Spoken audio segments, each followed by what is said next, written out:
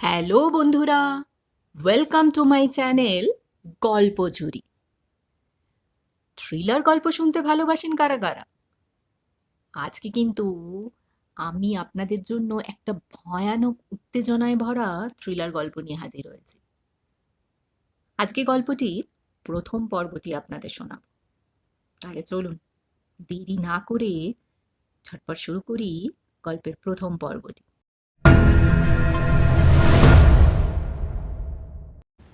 কলকাতার park street থানার সেই রাতটা ছিল অন্য দিনের মতোই শান্ত এবং নিয়মিত।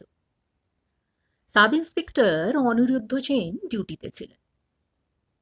রাত তখন প্রায় 1টা। ঠিক তখনই থানার ল্যান্ডলাইনে একটা কল এলো।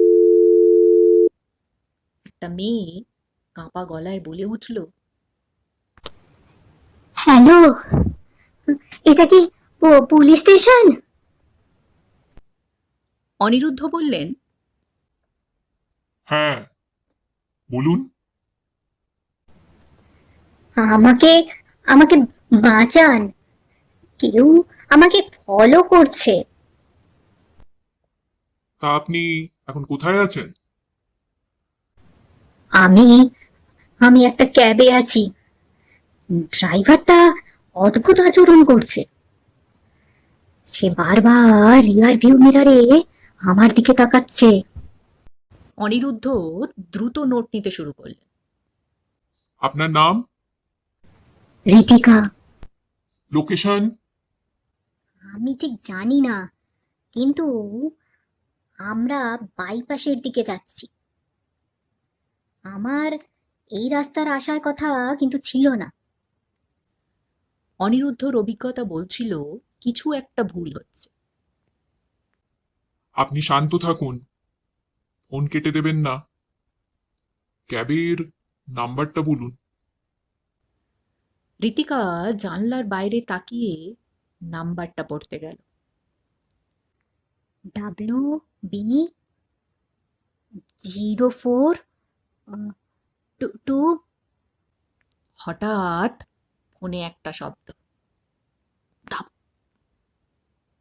তারপর নিস্তব্ধতা।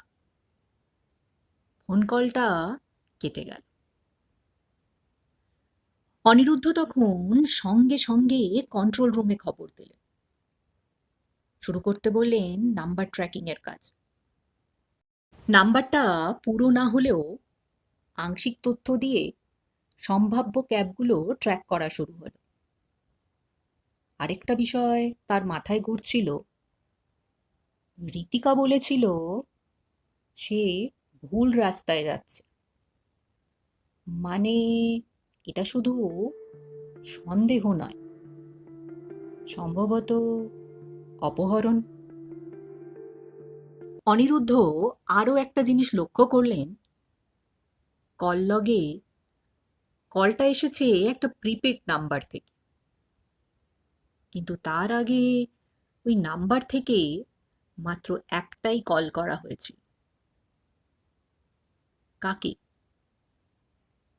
একটা লোকাল নাম্বার। অনিরুদ্ধ সেই নাম্বারে কল করলেন। একজন লোক ধরল। হ্যালো, আপনি কি ঋতিকাকে চেনেন? লোকটা একটু থামল। হ্যাঁ, সে আমার অফিসেই কাজ করে। কেন? সে বিপদে আছে। শেষবার আপনার সঙ্গে কথা বলেছিল। লোকটা বলল, না, সে তো বলেছিল সে বাড়ি যাচ্ছে। কিন্তু একটা কথা, সে সাধারণত ওলা বুক করে, কিন্তু আজ বলল রাস্তা থেকে ক্যাব নিয়েছে। অনিরুদ্ধর মাথায় বাজ পড়ল।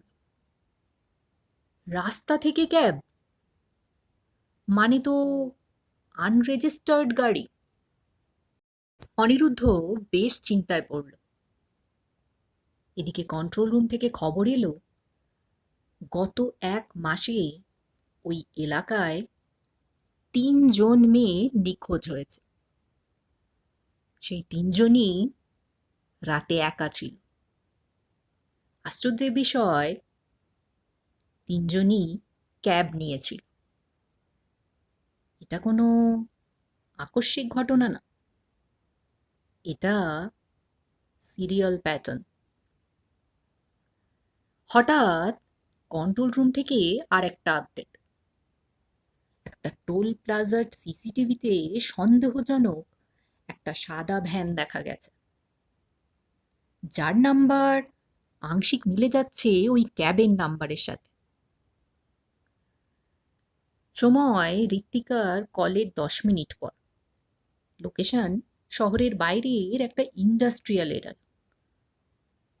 অনিরুদ্ধ দেরি করলেন না। টিম রেডি করো, আমরা এখনই যাচ্ছি। রাত তখন 2:15। এলাকাটা পুরো অন্ধকার, চারিদিক বেশ ফাঁকা। দূরে একটা পুরনো গুদাম ঘর। সেই গুদাম ঘরের সামনে দাঁড়িয়ে আছে একটা সাদা ভ্যান।